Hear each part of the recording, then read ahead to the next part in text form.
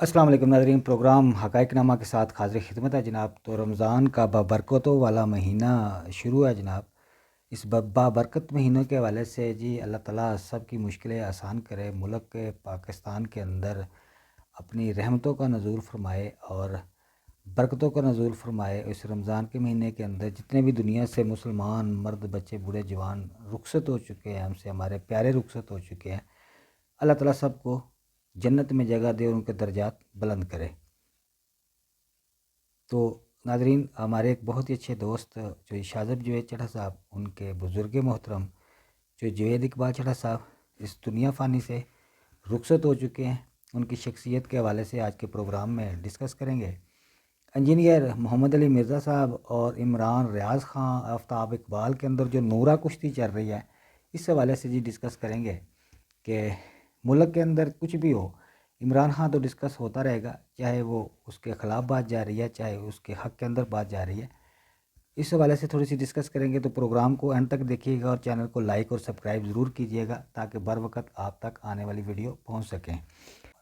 तो नाज़रीन, बात करेंगे जो शाहज़ब जुवैद चढ़ा साहब के वालिद की। जो जुवैद इकबाल चढ़ा साहब इंतहाई मुदब्बर शख्सियत, इंतहाई आला शख्सियत के मालिक थे, हमारे बुज़ुर्ग थे। मैंने बहुत कुछ उनसे सीखा और बहुत कुछ उनकी बातें आज भी मेरे जहन के अंदर घूम रही हैं। तो जो जुवैद इकबाल चढ़ा साहब के हवाले से बताएंगे थोड़ा सा कि 1949 के अंदर आप पैदा हुए और जो इरशादुल्लाह चढ़ा साहब के, हाँ, जो इरशादुल्लाह चढ़ा साहब का तारफ़ भी जी किसी से ढका छुपा नहीं है। वो अक्ल दानिश के मालिक थे, उनके भी फ़ैसले मुतरफ़ रहे हैं। और ज़िला वज़ीराबाद के अंदर बात की जाए या ज़िला के बाहर बात की जाए तो आपके ख़ानदान की एक पहचान थे वो। उनके बेटे जो जुवैद इकबाल चड्ढा साहब भी बिल्कुल उसी तरह अल्लाह ताला ने उनको अक्ल दानिश से नवाजा हुआ था। और इस ज़िले के अंदर जो चंद अहम शख्सियात थी जिनके पास ये एक्स्ट्रा खूबी होती है, उनमें से आप एक थे। ज़िला वज़ीराबाद के अंदर जब भी कोई पंचायती फ़ैसलों की बात होती या ज़िला के बाहर जो बात होती तो मुखालफिन भी उनके फ़ैसलों के मुतरफ़ रहे हैं, इसमें कोई शक नहीं है। सारी ज़िंदगी सादा गुजारी, बनाया कुछ भी नहीं है। 2001 के अंदर ज़िला 2001 के अंदर यूनियन कौंसिल के नाज़िम मुंतखब हुए, 4 साल वक्त गुजारा। उसके बाद दोबारा फिर एक दफ़ा ये ड्यूटी सर अंजाम दी।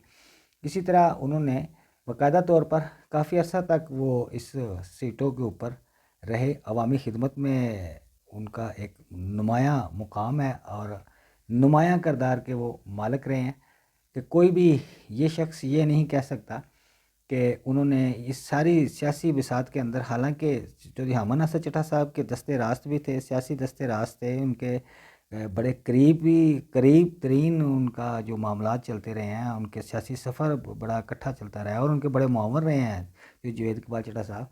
इसके बावजूद भी उन्होंने जी जो उनकी जमा पूंजी थी, अगर कोई देखना चाहता है या कोई देखे भी, हमने तो आज तक यही देखा है कि इस सारे सियासी सफ़र के बावजूद भी जी उन्होंने बड़ा नेक नीति का एक नाम पैदा किया। अपने आबाओ अजदाद की तरह माल इकट्ठा नहीं किया, सादी ज़िंदगी गुजारी, सादे लोगों में बैठे, गरीब परवर थे। गरीबों के फ़ैसले जितने भी थे वो उन्होंने बड़ी दलेरी के साथ वो फ़ैसले किए भी और मनवाए भी, और जानदार फ़ैसले रहे हैं। और आज तक उन फ़ैसलों के ऊपर ये एक अलग बात है कि जब भी फ़ैसले किसी के हक़ के अंदर होते हैं तो वो बात कुछ और होती है। जब मुखालफिन जब वो फ़ैसले जो हैं वो मुखालफ होते हैं तो वो उन पर तनकीद तो की जाती है। वो तो आप इस बात से अंदाज़ा लगा लें कि हमारे जो जज साहबान हैं सुप्रीम कोर्ट के, जब भी वो फ़ैसले करते रहे, अगर किसी के हक़ के अंदर आए तो वो बात ठीक है, अगर किसी के ख़िलाफ़ आए तो उस जज को भी शदीद तनकीद का निशाना बनाता रहा। तो जो फ़ैसला साज क़ुव्वत होती है उसको तनकीद का निशाना तो बनना पड़ता, मगर इसके बावजूद भी वो हम इस बात के मोतरफ़ हैं, अक्ल व दानिश के मालिक थे। अक्ल व दानिश के साथ साथ इंतहाई अच्छी शख्सियत, रोबदार आवाज़ और एक जानदार जिस्म के साथ उन्होंने हमेशा से सियासी सफ़र में अपना सफ़र जारी रखा। इलाके के लिए जो उनकी खिदमात थी हम उन्हें खराज तहसीन पेश करते रहे। और जब भी इस इलाके के अंदर कोई भी ज़िक्र होता रहेगा आला शख्सियत के हवाले से, मुदब्बर के हवाले से, फ़ैसलों के हवाले से, तो आपका नाम नुमाया रहेगा। अल्लाह ताला आपको जन्नतुल फ़िरदौस में जगह दे और अल्लाह ताला आपके दर्जात बुलंद करे। हमारी दुआएं आपके साथ हैं और अल्लाह ताला लोहाकीन को भी सब्र जमील अता करे।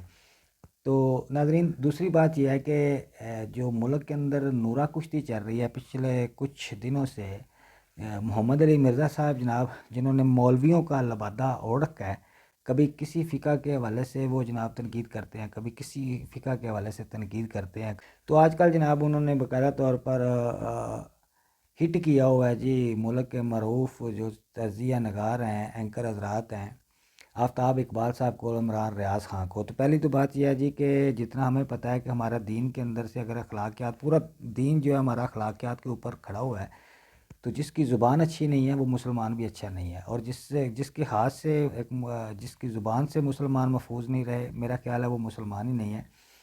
تو انجینئر محمد علی مرزا صاحب، آپ کو تنقید کا پورا حق ہے جناب، آپ جس طرح مرضی تنقید کریں، جس پہ مرضی تنقید کریں، کوئی آپ کو نہیں روکتا، مگر اپنی تنقید کے اندر سے یہ بد اخلاقی نکال دیں۔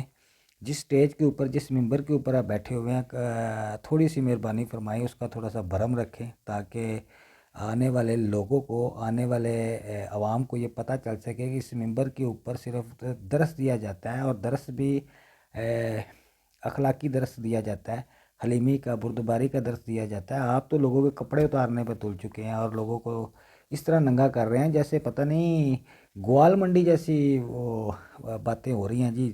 عجیب سی پوزیشن ہے، عجیب سا سما بندھا ہوا ہے۔ تو دوسری بات جی، میری ایک التجا ہے آفتاب اقبال صاحب سے، عمران ریاض خان صاحب سے، آپ کے ہزاروں لاکھوں فین فالوور ہیں، اور آپ کو کیا بات ضرورت پڑ چکی ہے کہ آپ اس آدمی کے جواب دیتے پھریں اور اس کو باقاعدہ ڈسکس کرنا شروع کریں؟ کہ اگر یہ تنقید محمد علی مرزا صاحب اس حوالے سے کر رہے ہیں کہ میں عمران خان کے فین فالووروں کو فرق پڑے گا، تو میرا نہیں خیال کہ اس کے فین فالووروں کو آپ کی تقریروں سے، آپ کے جذبات سے، آپ کے تلخ رویے سے، اور آپ کی تلخ گفتگو سے، اور آپ کی بد کلامی سے وہ متاثر ہو کر عمران خان کا ساتھ چھوڑ دیں گے۔ بالکل ایسا نہیں ہوگا، وہ عمران خان کے فین فالوور ویسے ہی کھڑے ہیں، اس پہ چاہے تنقید ہو۔ بات تو صرف اتنی ہے جی، پچھلے کئی سالوں سے صرف ایک بات ہو رہی ہے، جب سے عمران خان جیل کے اندر ہے، یا تو اس کے خلاف بات ہو رہی ہے یا حق کے اندر بات ہو رہی ہے، تو یہ بات تو آپ جاری رکھیں۔ سیاسی لبادوں کے اندر جو چھپے ہوئے لوگ ہیں، ڈاکو ہیں، چور ہیں، آپ ان کو ننگا کرنے کی بجائے آپ ایک ایسے لبادہ اوڑے شخص کے خلاف برسر پکار ہیں جو میرا خیال ہے کہ رہے گا جائے گا، اور بجائے اس کے کہ آپ کے فین فالوئنگ میں آپ کی محبت بڑھے گی، الٹا نقصان ہوگا۔ تو دوسری بات یہ ہے جی کہ ملک کے اداروں کے خلاف بولنے والے، تو بالکل جی ہم اس بات کے قائل نہیں ہیں، ملک کے ادارے ہیں تو پاکستان ہے، ملک کی سالمیت کے اوپر جب بھی بات ہوتی ہے تو افواج پاکستان نے ہمیشہ سے قربانیاں دی ہیں، اور جن کو کبھی بھی فراموش نہیں کیا جا سکتا اور بلایا بھی نہیں جا سکتا۔ ہم پوری پاکستانی قوم افواج پاکستان کے شانہ بشانہ کھڑی ہے، اور جو اس کے خلاف بات کرے، ہم بھی اس کو سخت الفاظ میں اس کی مذمت کرتے ہیں کہ افواج پاکستان کے خلاف بات کرنے والے جی وہ ملک دشمن ہے۔ یہ سیدھی سیدھی بات ہے، اس میں کوئی دو رائے نہیں ہے کہ افواج پاکستان کے خلاف بات کرنے والے، ادارے کو تنقید کرنے والے کسی معافی کے لائق نہیں ہیں۔